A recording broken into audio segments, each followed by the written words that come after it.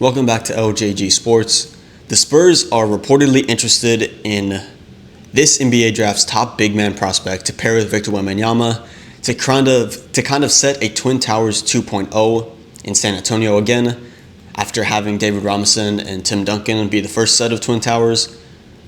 The Spurs may be looking to do it again, according to this latest report, that the Spurs are interested, whether at the number 2 spot or the 14 spot or in between, more than likely, to pick the top big man in this NBA draft. So we'll get to who that is in a bit. But first, let's get to why the Spurs would be intrigued by this lineup of setting another Twin Towers. Obviously, there is some familiarity. Obviously, having Tim Duncan, David Robinson do that.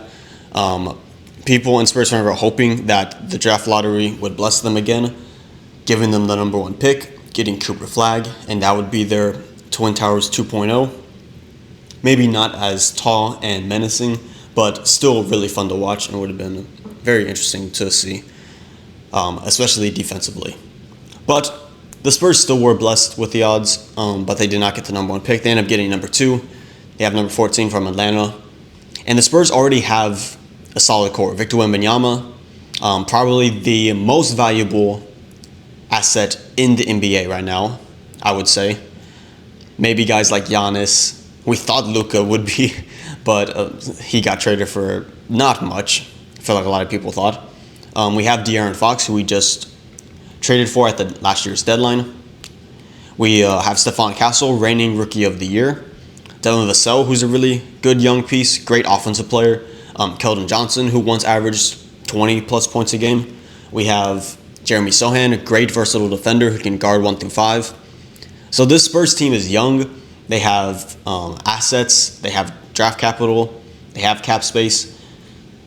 They have veterans like Harrison Barnes. It's a really interesting and fun team to watch. New coach Mitch Johnson, kind of the chosen one from Greg Popovich, who retired. So this team is in a good spot.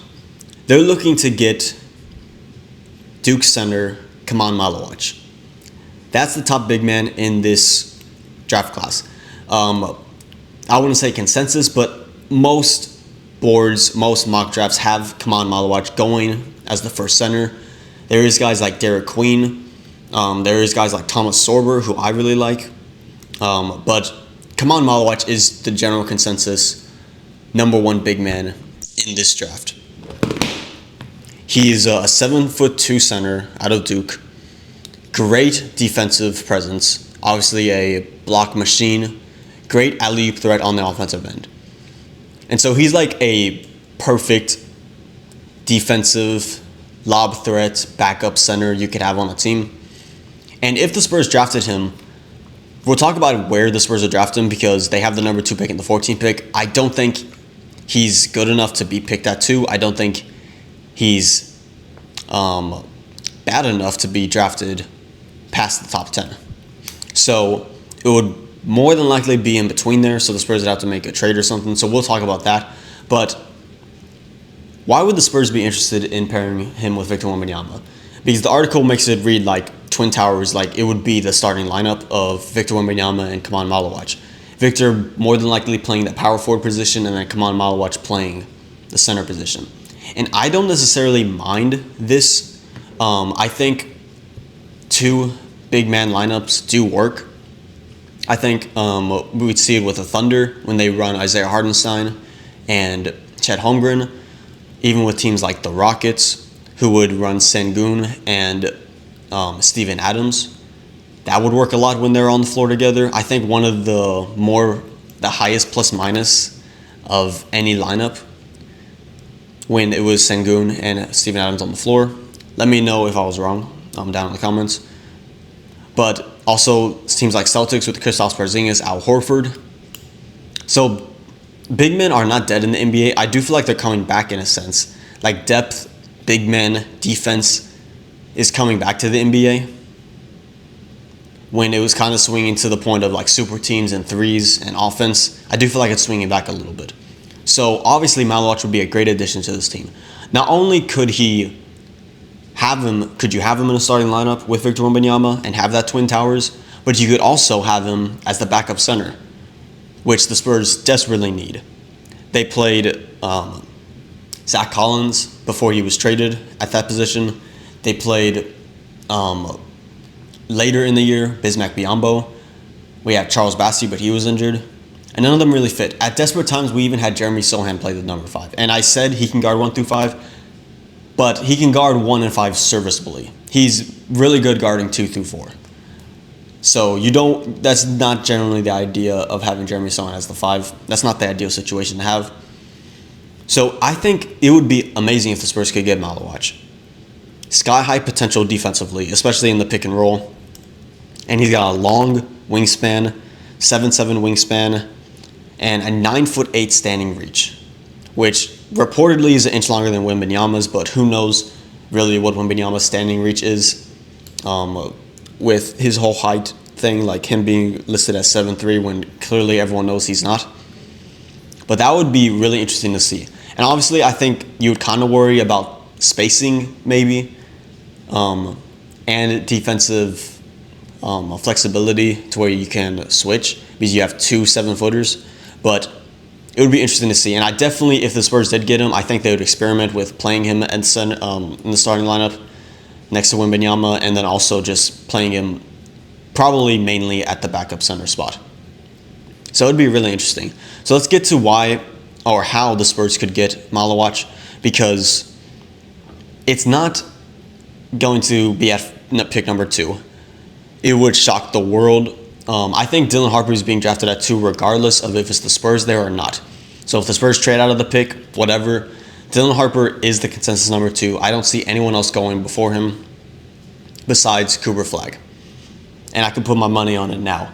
If Dylan Harper is not drafted at 2, like I'll do 500 push-ups. There's no way Dylan Harper is not drafted at 2. Then the Spurs could test their luck and wait till 14, but I do not think Malawach is dropping that far. I don't know. I think Malawach could be drafted as early as pick number 3. I do think guys like Ace Bailey, because of potential. I do think guys like VJ Edgecombe, because they're such a safe prospect. Guys like Trey Johnson, who is another really safe prospect.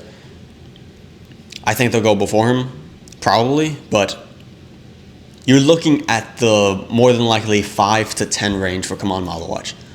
So if the Spurs were to do this, it would be either trading back with the number 2 pick or trading up with the 14 pick.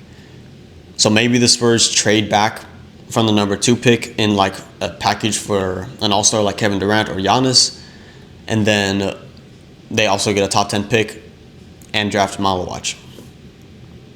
Something like that. Because Spurs aren't drafting him at 2, they would be super lucky to get him at 14. And if he's still available at 14, then yes, the Spurs should take him, no doubt. Because I watched Malawach a lot at Duke. Really, really good defender. Great lob threat. He did struggle sometimes to be a presence on the offensive end. He'd be really consistent with that, but he's a young player who only started picking up basketball, I think, when he was like 16 or 17 or something like that. Correct me if I'm wrong down below, but he's really new to basketball. So still so much to learn. Yeah, but I think it would be really interesting. Like I said, 2 big man lineups are not particularly common in the NBA, but Malawach and Wemby's defensive range would be so fun to watch. And maybe you run an all defensive long lineup out there of Wemby, Malawach, Sohan, Vassell, Stephon Castle. Like that is a long, tall defensive team. Yeah, maybe none of them can really shoot threes except Wemby, but hey, you're not scoring any threes either. But it would be interesting to see. Let me know down below what you think about this report. Do you think the Spurs will get Kaman Malawach? If you do you think he'll start? Do you think he'll be the backup center? Let me know what you agree with, disagree with. Let me know down below.